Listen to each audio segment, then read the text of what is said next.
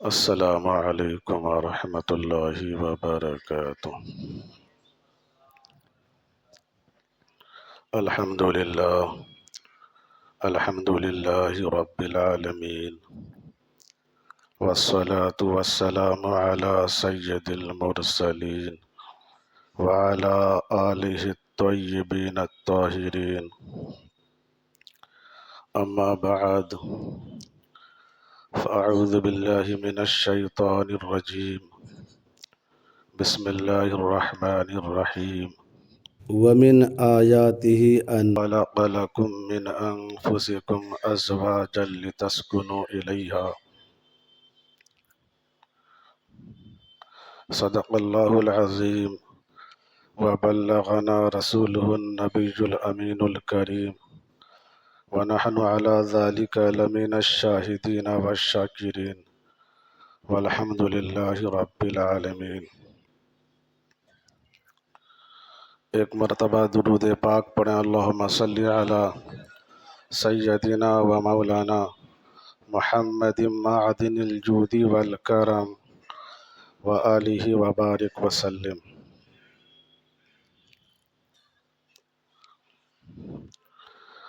کچھ احباب نے فرمائش کی کہ میاں بیوی کے درمیان اختلافات، جھگڑے اور طلاق کے معاملات بہت ہوتے ہیں، اس لیے اس تعلق سے بھی کچھ بیانات کریں تو انشاءاللہ آج میاں بیوی کے کچھ حقوق، پھر موقع ملا تو طلاق کے اقسام و احکام کے بارے میں کچھ باتیں بیان کریں گے انشاءاللہ۔ آج کل یہ عام شکایت ہے کہ میاں بیوی کے درمیان نا اتفاقی رہتی ہے۔ مرد کو عورت کی شکایت ہے تو عورت کو مرد کی شکایت، اور جب میاں بیوی کے درمیان اتحاد و اتفاق نہ ہو تو پھر زندگی تلخ اور دشوار بن جاتی ہے، اور اس نا اتفاقی کی وجہ سے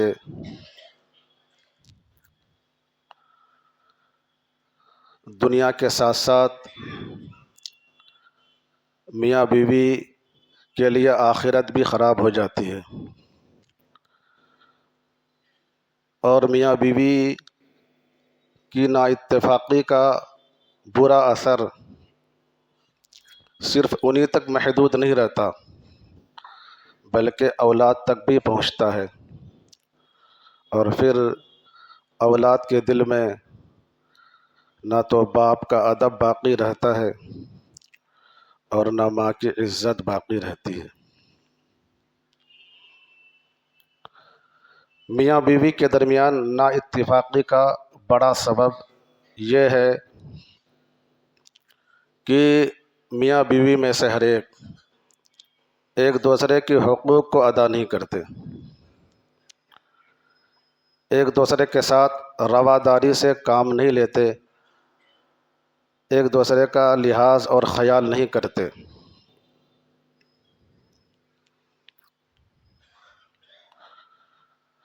مرد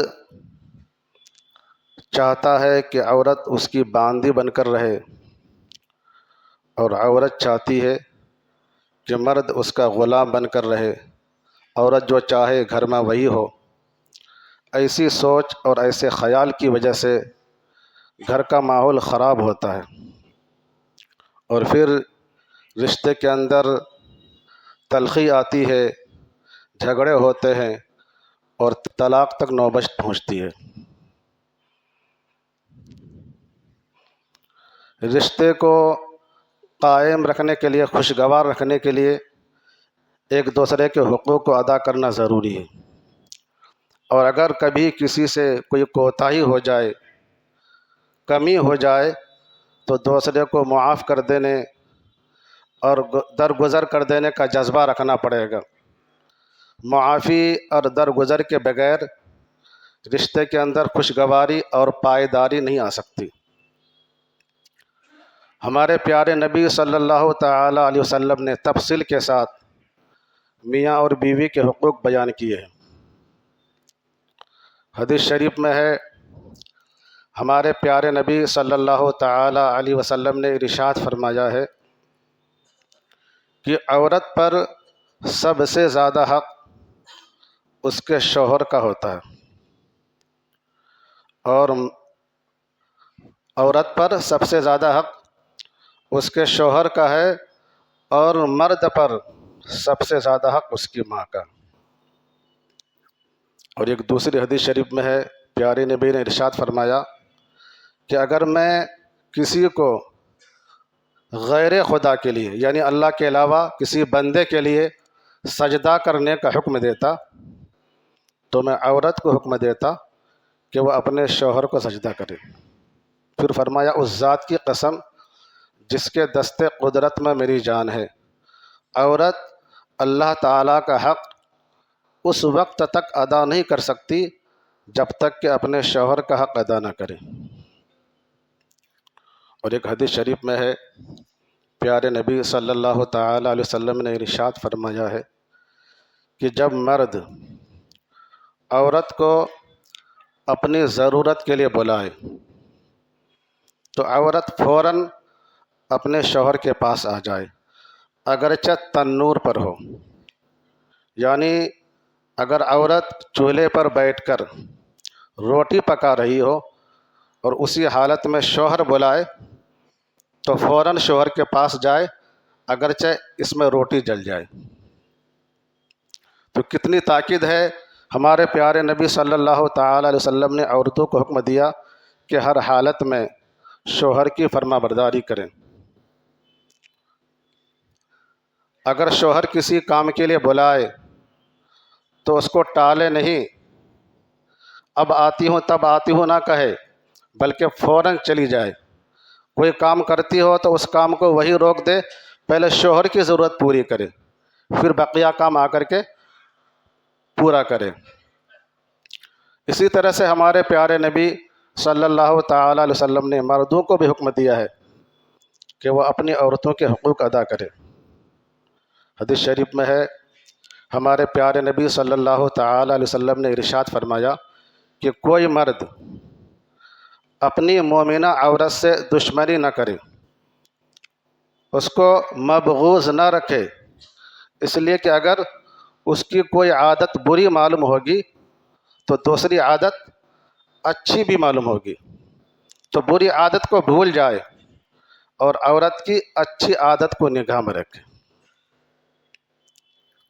اور ایک حدیث شریف میں ہے، نبی کریم صلی اللہ تعالیٰ علیہ وسلم نے ارشاد فرمایا کہ عورت پسلی سے پیدا کی گئی ہے، وہ تمہارے لیے بالکل سیدھی کسی بھی حالت میں نہیں ہوگی۔ اگر تم اس سے فائدہ اٹھانا چاہتے ہو تو اس کے ٹیڑھے پن کے ساتھ فائدہ اٹھاؤ، اگر تم اس کو بالکل سیدھی کرنے جاؤ گے تو توڑ دو گے، اور اس کا توڑنا اس کی طلاق۔ اس حدیث شریف کا مفہوم یہ ہے کہ عورت سے بہت سارے فائدے تم اٹھاتے ہو، اگر اس کی طرف سے تمہیں کوئی تکلیف بھی پہنچے تو اس کو برداشت کرو، اس لیے کہ جس سے کوئی فائدہ ہوتا ہے تو اس سے ملنے والی تکلیف بھی برداشت کرنی پڑتی ہے۔ مشہور ہے کہ دودھ دینے والی گائے کی لات بھی سہنی پڑتی ہے، برداشت کرنی پڑتی ہے۔ تو عورت سے تو بے شمار فائدے ہیں۔ عورت آپ کے سکون کا ذریعہ ہے، عورت آپ کے بچوں کو پالتی ہے، آپ کے گھر کو سنبھالتی ہے، گھر کی حفاظت کرتی ہے، آپ کے دکھ سکھ کا ساتھی ہے۔ تو اگر اس سے کبھی کوئی تکلیف مل جائے، وہ بدخلقی کرے، ناشکری کرے، تو اس کی اس عادت کو برداشت کریں، تبھی عورت سے فائدہ اٹھا سکتے ہیں۔ اگر آپ چاہیں گے کہ عورت آپ کے حساب سے چلے تو پھر آپ عورت سے فائدہ نہیں اٹھا پائیں گے، پھر طلاق ہو جائے گی۔ اس لیے اگر عورت سے فائدہ اٹھانا چاہتے ہیں تو پھر اس کی طرف سے جو تکلیف پہنچتی ہے، وہ بدخلقی کرتی ہے، ناشکری کرتی ہے، کبھی نافرمانی کرتی ہے، تو اس کو برداشت کرنا پڑے گا۔ ایک حدیث شریف میں ہے، پیارے نبی صلی اللہ تعالی علیہ وسلم نے ارشاد فرمایا کہ تم میں بہتر وہ ہے جو اپنے گھر والوں یعنی بیوی بچوں کے لیے بہتر ہو، اور میں اپنے گھر والوں کے لیے تم میں سب سے بہتر ہوں۔ اس حدیث شریف کا مفہوم یہ ہے کہ اچھا آدمی حقیقت میں وہی ہے جو اپنے گھر والوں کے لیے اچھا ہے۔ باہر والوں کے ساتھ تو کبھی کبھار ملاقات ہوتی ہے، وہاں اچھا بن سکتا ہے، لیکن حقیقت میں اچھا آدمی وہ ہے جو اپنے گھر والوں کے نزدیک اچھا ہو، اس لیے کہ گھر والوں کے ساتھ ہمیشہ ملاقات ہوتی رہتی ہے، ہمیشہ کام پڑتا ہے۔ تو اگر گھر والوں کے ساتھ کوئی اچھا ہے، اس کا مطلب وہی حقیقت میں اچھا ہے۔ تو ہمارے پیارے نبی صلی اللہ تعالی علیہ وسلم نے فرمایا کہ اچھا آدمی وہ ہے جو اپنے گھر والوں کے لیے اچھا ہے، اور آپ نے خود عمل کر کے بتایا کہ میں تم میں سب سے اچھا ہوں، یعنی اپنے گھر والوں کے لیے بہتر آدمی ہوں۔ تو ہمیں چاہیے کہ ہم اپنے گھر والوں کے لیے بہتر بنیں، ان کے ساتھ اچھے اخلاق سے پیش آئیں، اور ان کی طرف سے کبھی کوئی تکلیف پہنچے تو اس کو برداشت کریں۔ میاں بیوی کے درمیان نا اتفاقی یہ شیطانی کام ہے۔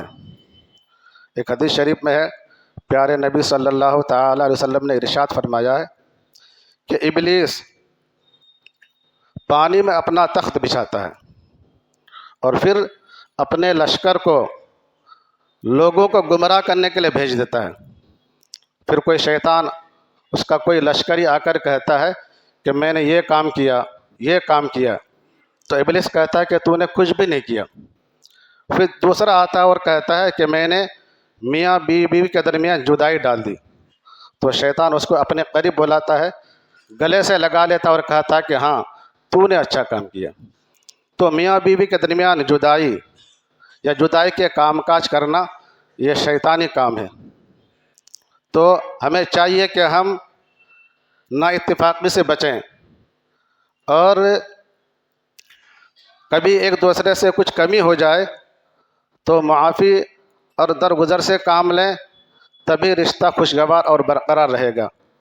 اگر آپ چاہیں گے کہ میری بیوی ہر بات مانے، یا بیوی چاہے کہ میرا شوہر میری ہر خواہش پوری کرے، کبھی کچھ کمی بیشی نہ ہو، تو پھر اس طرح رشتے کے اندر خوشگواری اور پائیداری نہیں رہے گی۔ اللہ تبارک و تعالی ہم سب کو ایک دوسرے کے حقوق ادا کرنے اور رشتے کو خوشگوار بنائے رکھنے کی توفیق عطا فرمائے۔ وما علینا الا البلاغ المبین۔